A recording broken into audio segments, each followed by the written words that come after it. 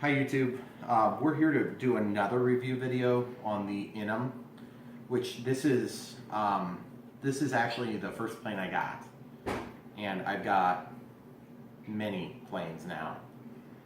So, and you'll notice it still works, which is really a miracle. It comes with a radio transmitter, and it's got a little charger thing in here that you can open up, and then there's a charger port on it. Just charge your stuff there if you don't mind going through the batteries. I think it runs on just 4 AA's. These might actually be the AA's it came with, so it just lasts forever. It comes with 2 props. It's got a little inductive coil.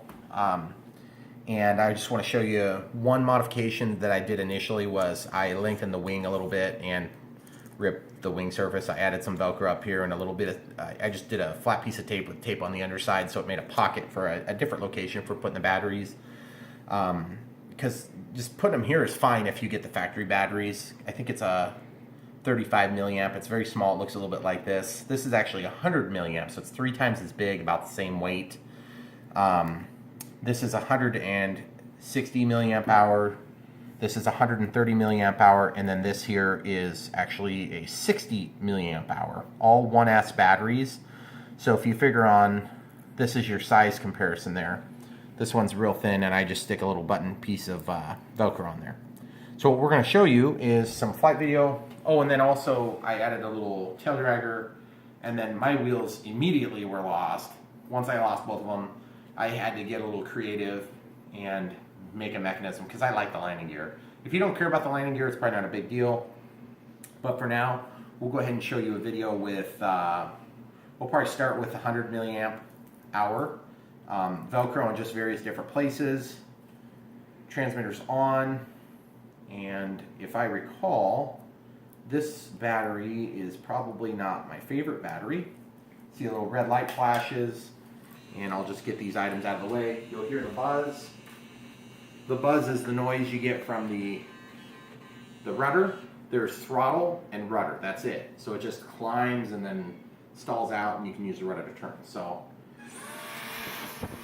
okay, it looks like that battery's not good right now. We'll do one more attempted launch.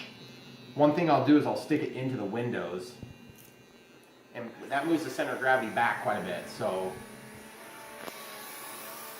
you can see it's barely keeping the loft, and so that's why I don't use this 100 milliamp very often. This 100 milliamp is only a 20C. That means that it discharges at, I believe, 2 times its rating per hour. I don't know. You'll have to ask somebody that knows more than me. This one here is 160 milliamp hours. And it's listed as a 3.7 volt. It's a 1S, and you know, obviously the end is the same. And it's 25 through 40C discharge. So compared to this, it's going to discharge at up to twice as fast. So that's going to give you more power on demand right now. But you need these little extension cords. So you've got a female end here, and then another male end. So it just repeats what you had before. And that allows you the flexibility to plug these things in and then resituate them in different areas. And what I like to do is I like to stick the battery up on top. Now this one here is 160. It's the biggest one. You can see it's quite a bit more zippy, and a little harder for my wife to film. She does a great job of filming. But one of the challenges we have is we'll try to land on this island. So without further ado, I'm going to throw in a smaller battery. This one's the 60 milliamp hour, so it's going to be the closer size to the factory stock battery. And I'm going to put that back a little bit further, and you'll see what this thing can do. Basically, now I have to back off the throttle so it doesn't overclimb. And you'll get this oscillation if you're not careful. And as you use the rudder, you basically control the yaw of the airplane, but then you also control the roll. And part of what you're seeing here is that this thing is really resilient.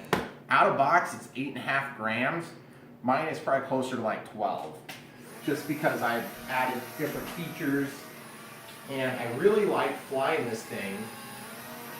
And one of the funnest things that we do, I don't know if I can do it right now just because of the size of the room with the Christmas tree up. I'm going to show you what we have coined the terminology autopilot. And autopilot is where we lay the radio down and then we go into the middle and we just let it fly around.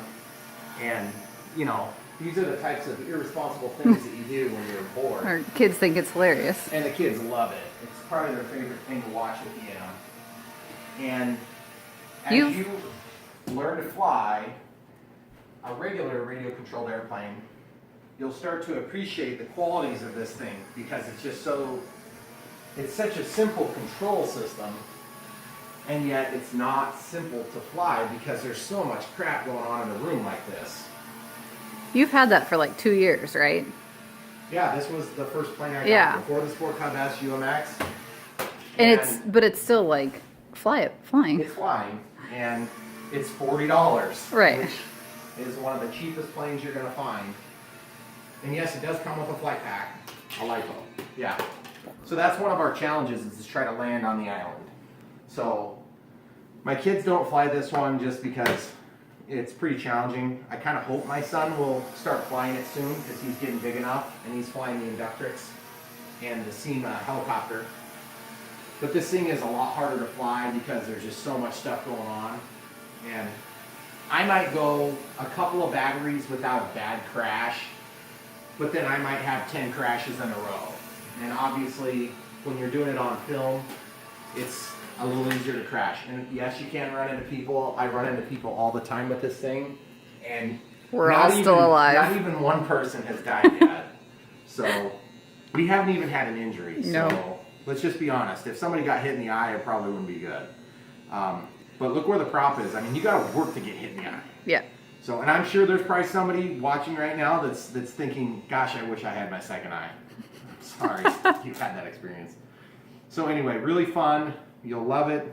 Go get one.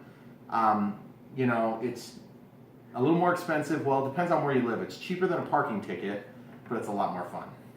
Thanks for watching.